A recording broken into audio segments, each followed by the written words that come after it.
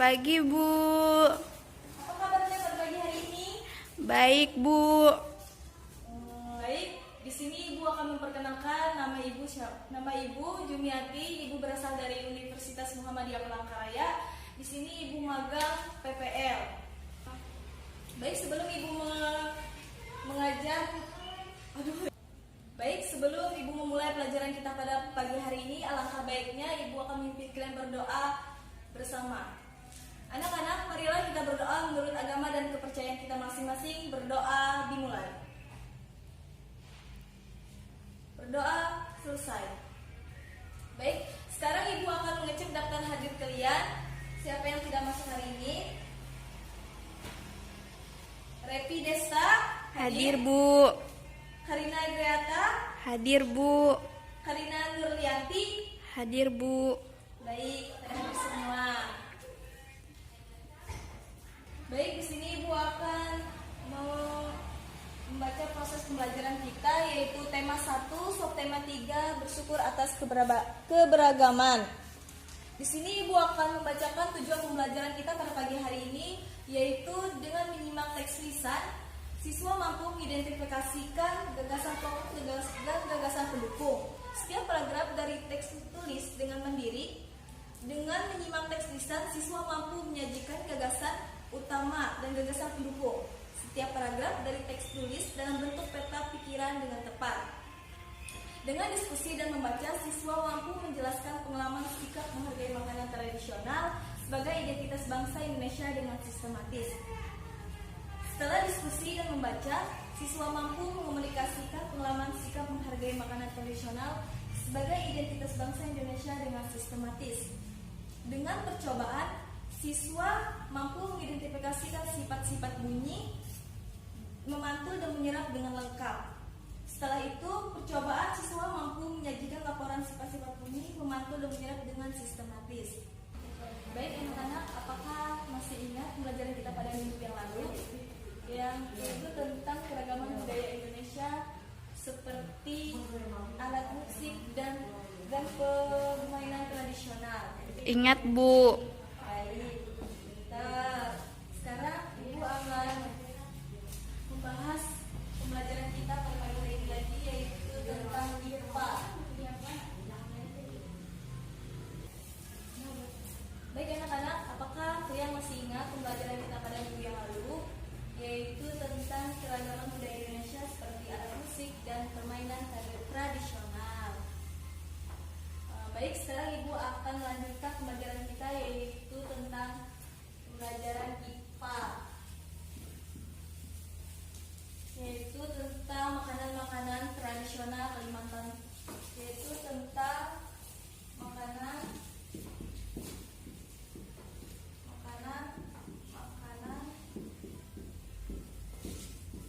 tradisional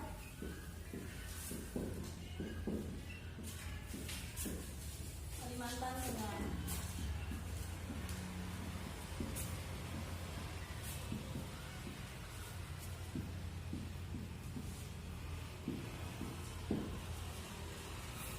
Seperti halnya yaitu dodol. Dodol biasanya biasanya dodol ini dijadikan untuk sebagai bahan oleh-oleh untuk pulang kampung. Melanjutkan pembelajaran kita selanjutnya, yaitu tentang bahasa Indonesia.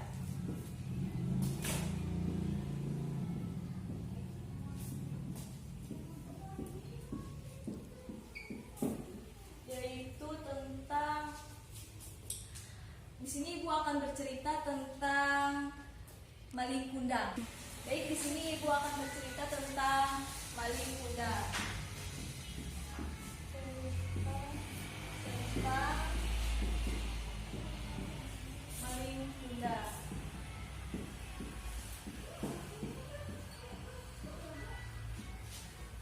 Ada yang tahu anak-anak cerita maling kundang?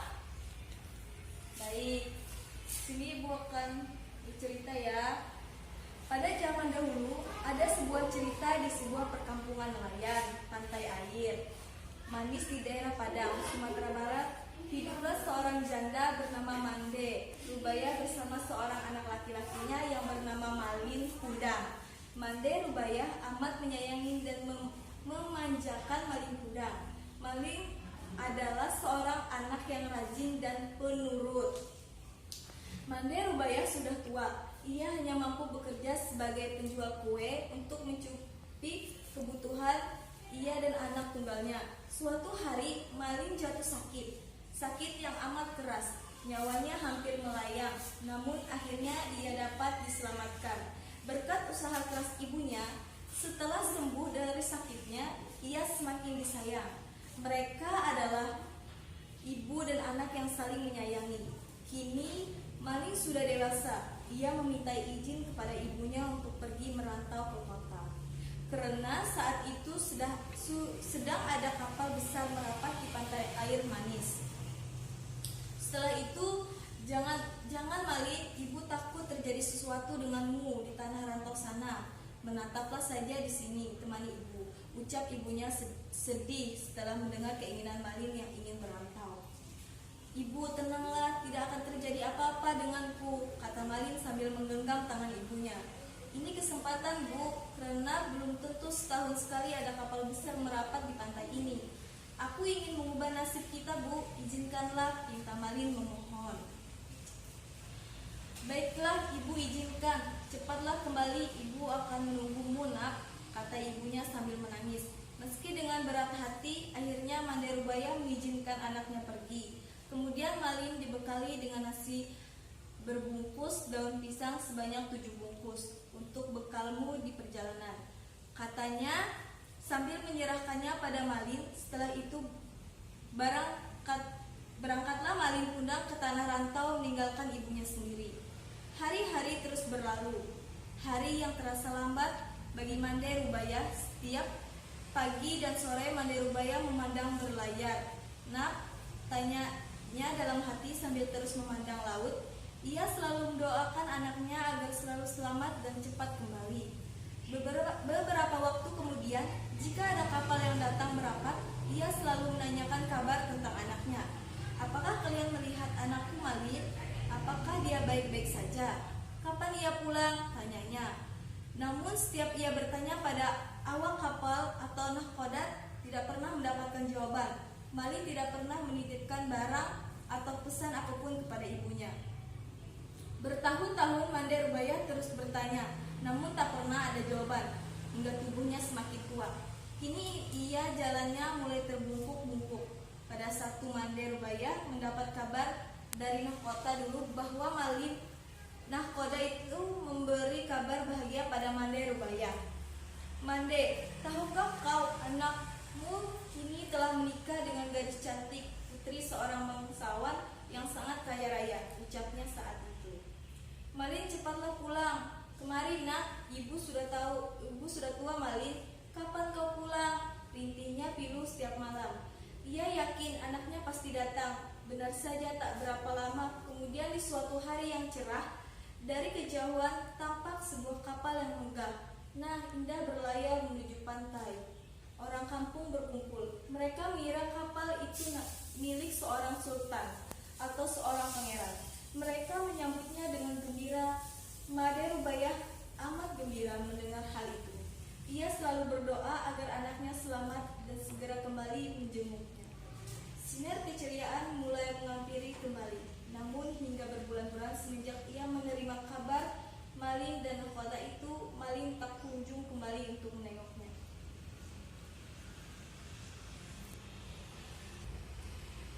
Setelah itu, Malin terkejut karena dipeluk wanita tua rentan yang berpakaian compang-camping itu.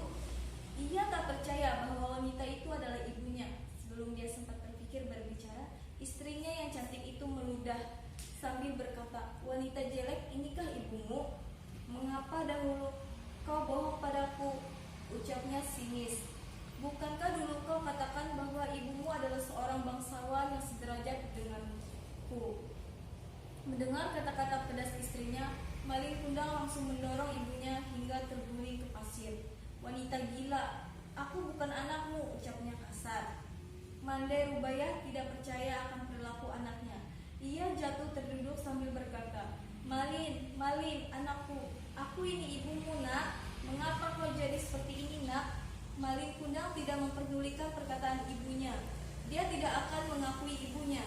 Ia malu pada istrinya melihat wanita itu beringsut hendak memeluk kakinya. Malin mendengar sambil berkata, "Hai wanita gila, ibumu tidak seperti engkau, melarat dan kotor." Wanita tua itu terkapar di pasir, menangis dan sakit hati. Orang-orang yang melihatnya itu terpana dan kemudian pulang ke rumah masing-masing. Mandai Rubaya pingsan dan terbaring sendiri. Ketika ia sadar, pantai air manis sudah sepi. Dilihatnya kapal Malin semakin menjauh. Ia tak menyangka Malin yang dulu disayangi tega berbuat demikian. Hatinya perih dan sakit. Lalu tangannya ditengadahkan ke langit. Ia kemudian berdoa dengan hatinya yang pilu. "Ya Tuhan, kalau memang dia bukan anakku, aku maafkan perbuatannya tadi. Tapi kalau memang dia benar anakku yang bernama Malin Kundang, aku mohon keadilanmu ya Tuhan," ucapkan Pilu sambil menangis.